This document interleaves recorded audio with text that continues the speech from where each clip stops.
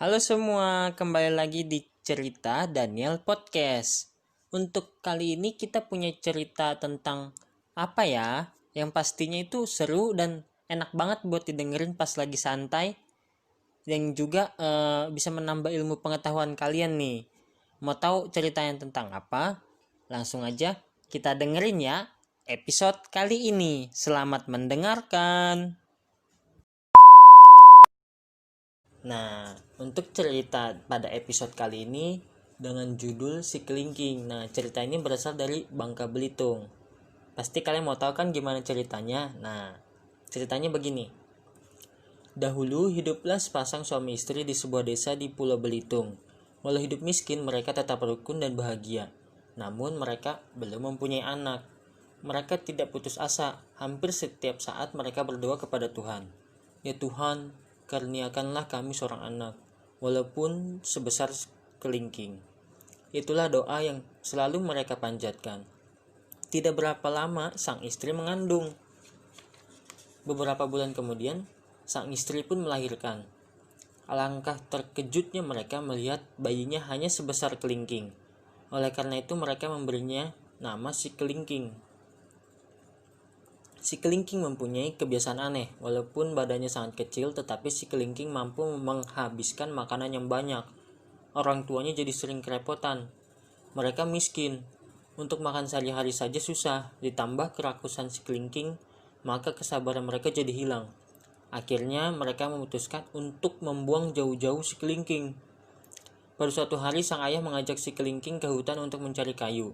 Setibanya di hutan, sang ayah segera menebang pohon besar untuk diarahkan kepada anaknya.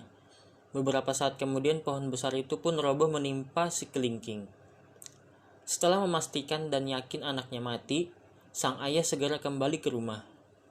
Mendengar cerita suaminya, sang istri pun menjadi lega. Mereka lupa bahwa perbuatan membunuh anak sendiri adalah tercela. Bang, mulai hari ini hidup kita akan menjadi tenang, kata sang istri kepada suaminya. Baru saja kata-kata itu terlontar dari mulut istrinya, tiba-tiba terdengar suara teriakan dari luar rumah. Ayah, ayah, diletakkan di mana kayu ini? Suara keras terdengar dari luar rumah. Istrinya pun bertanya penuh rasa heran. Bang, bukankah anak itu sudah mati? Tanya istrinya heran. Ayo kita keluar melihatnya, seru sang suami penasaran. Mereka sangat terkejut melihat sekelingking sedang memikul sebuah pohon besar di pundaknya. Setelah meletakkan kayu itu, sekelingking langsung mencari makan di rumahnya. Karena merasa kelaparan, ia pun menghabiskan sebakul nasi. Sementara ayah dan ibunya hanya duduk terbengong-bengong melihat anaknya. Tidak tahu apa yang harus mereka perbuat.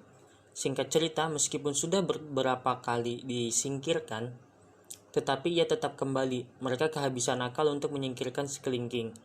Ketika melihat sekelingking begitu lahapnya makan dan seolah tak pernah tahu niat jahat orang tuanya, akhirnya mereka sadar. Sekelingking adalah darah dagingnya, sudah seharusnya ia dipelihara dengan baik. Sejak saat itu mereka menerima keadaan sekelingking apa adanya. Ternyata keberadaan sekelingking sangat berguna. Dengan tenaganya yang besar, sekelingking mampu melakukan pekerjaan yang berat. Pada akhirnya, kehidupan mereka menjadi lebih baik, si kelingking menjadi sumber tambahan penghasilan keluarganya. Tamat. Nah, itu adalah akhir dari cerita si kelingking. Oke? Gimana? Kalian dapat pelajaran berharga kan? Oleh karena itu, follow Cerita Daniel Podcast ya. Terima kasih telah mendengarkan.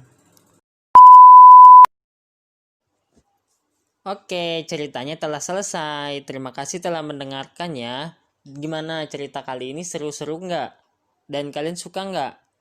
Enak kan buat nambah ilmu pengetahuan kalian juga kan? Nah, karena itu kalian itu wajib support dan follow Cerita Daniel Podcast. Kalian juga bisa request cerita kalian dengan kirim langsung ke email gua dan emailnya yang tertera di deskripsi podcast ini. Jangan lupa untuk share juga ke teman-teman kalian biar teman-teman kalian juga dapat ilmu baru seperti kalian hari ini. Terima kasih. Sampai ketemu di episode selanjutnya.